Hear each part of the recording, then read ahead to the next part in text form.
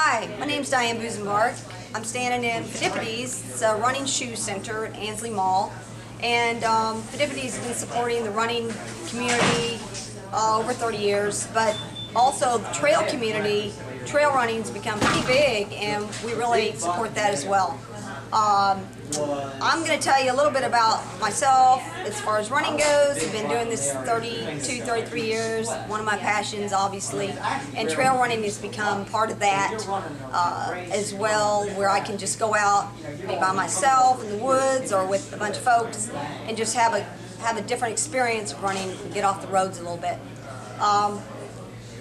I did a race last year, Serenbe, and just really had a blast, fell in love with that race, and it's out in countryside. I don't think a lot of people have really seen, and it's just a different experience. Really recommend it. You're going to see animals, you're going to have creeks to jump, you're going to have you're going to not even feel like you're living in a city anymore. So that's a big bonus anytime you can have, and you can have a bunch of people around you at the same time. So it's got both things going for it. The probably organization of that being a first race, really right on. I felt very taken care of. After, you got a little party atmosphere going, and everybody's just really enjoying being out where you can not be in the city. Okay, now the deer story.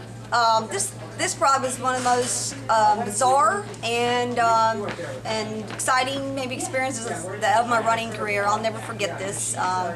Here we are at Serenbe. It's in the first mile. It is actually on asphalt for that mile, and you're just running. I mean, there was a bunch of people around, dozens of us actually, just trotting along, having a good time, starting to pick up my pace a little bit.